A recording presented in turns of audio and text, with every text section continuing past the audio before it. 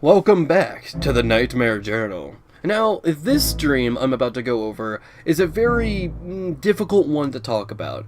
Because, for one, of the age that I had this dream, I was 16, I lacked common sense, and I was just getting into horror, but, let's just say, I'm an edgy bastard, but even I cringe when I think of my teenage self, which I think that's everybody. Everyone looks back at high school and their teen years and just think, oh my god, I did that.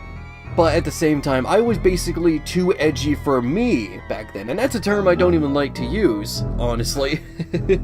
But that's a simple way to put it. I was just too edgy for me, even for edgy adult Zach to enjoy. A bit of context for this dream. I had just moved to Washington State from my home state of Pennsylvania. And for those who don't know, that's a big gap. That's 3,000 miles apart, or at least close to that. It's a bit of a distance, so of course, I started to get homesick at one point, and my mental health was not the best at this point. I mean, one as it ever been, but there are points in my life where it just starts to escalate a bit more, and it's a little harder to manage in comparison to other times in my life. It's always been hard to manage, but I'm sure people with mental health issues could probably relate. You know, there are certain points in your life where your mental health will just get worse, harder to manage, and other points where it's bad, but at least you can control it. Mental health is not something that can just go away. It's something you gotta live with. But hey, I do believe this was still a very important time in my life because this was the point in time I started to get into horror. This is the point in time I discovered creepypasta, a Slenderman, SCP, and I was obsessed. This was my horror fan origin, essentially.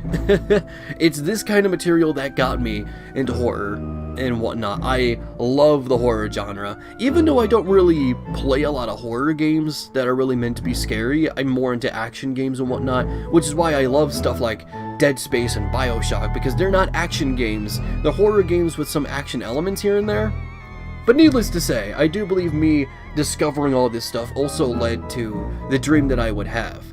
It came all at a very vulnerable point for my mental health, and the stuff that I was consuming probably wasn't doing me any favors. Not that I blame it or think that it's bad for any of that.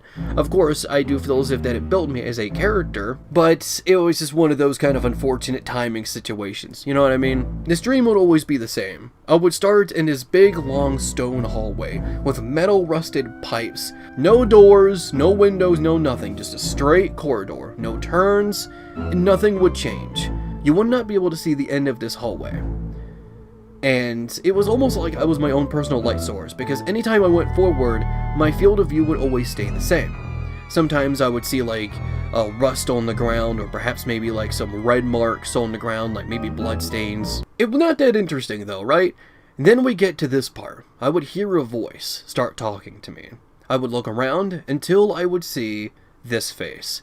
This huge, bloody, grimy smile with huge white eyes and tiny pupils just staring me down. Now, many of you may recognize this face, as most people know it as this face. The face that you mainly see with like YouTube horror related stuff. Especially around that point in time, around like the early 2010s of indie horror, this face was everywhere for some reason.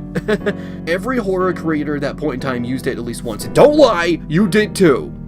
Did I? I can't remember actually. I do have a thumbnail for a Fall Guys joke video I was going to make, but that never came to be. But every horror YouTuber would essentially use this face at one point. Now, where did this face come from? Many people often associate it with SCP-087. It's an SCP about these flight of stairs that would just keep going down, and eventually there is this face that would show up, but that's not the face.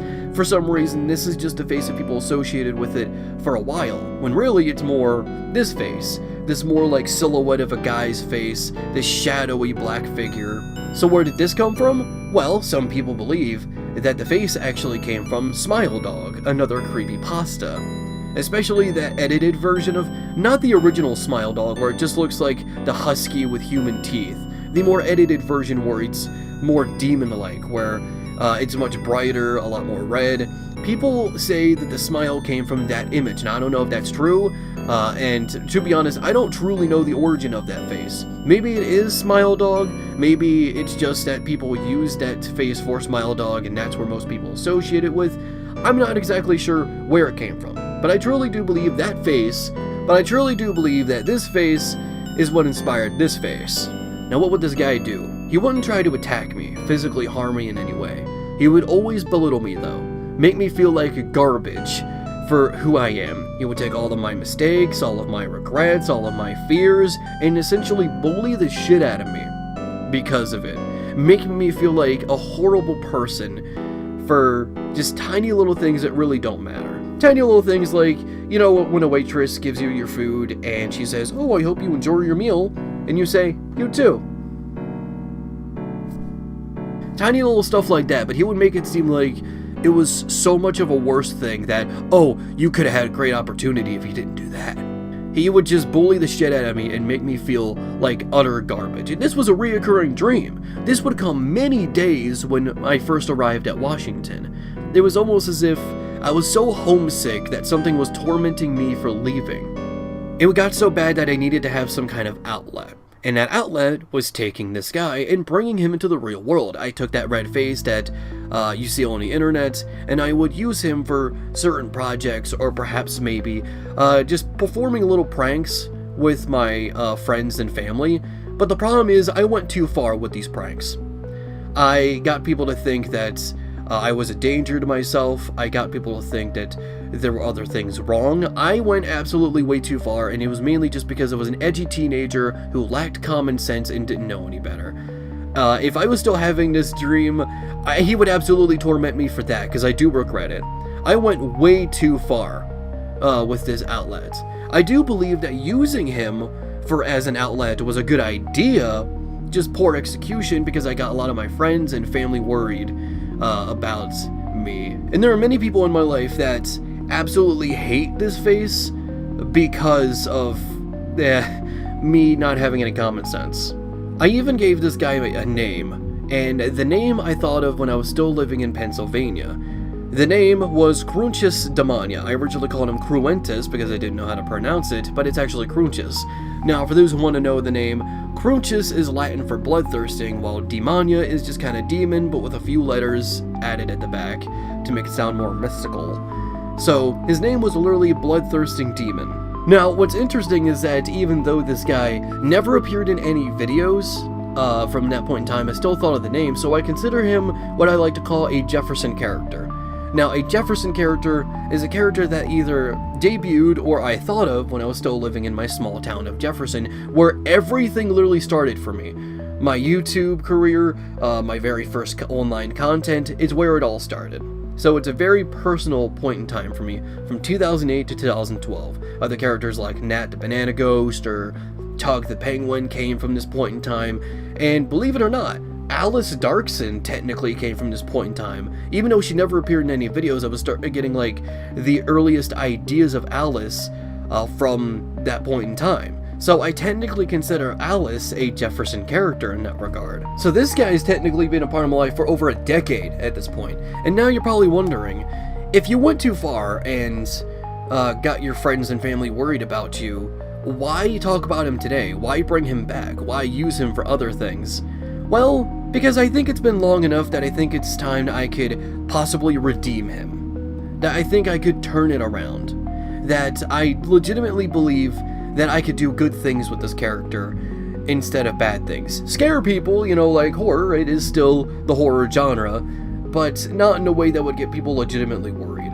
I think it's time for me to redeem this guy. And I technically have been in other ways. This face has existed for a while. Well, this one was made specifically for Nightmare Journal. I have created other variations of it for other videos and projects. I think it's just time to redeem him. It's a good time to take a bad thing and turn it around into a good thing. And to all my friends and family that I got worried about me and I absolutely went way too far trying to scare, I apologize. I do regret that very heavily. It is one of my biggest regrets. But anyway, I hope you enjoyed this video, and I hope you don't think I'm a psychopath because of something that I did when I was 16, which is like a decade ago, but you know what? I can't control you. So if you think I'm insane, I'm insane. Alright? So I hope you have a beautiful day, and I hope it gets even more beautiful, and your connection will be strange.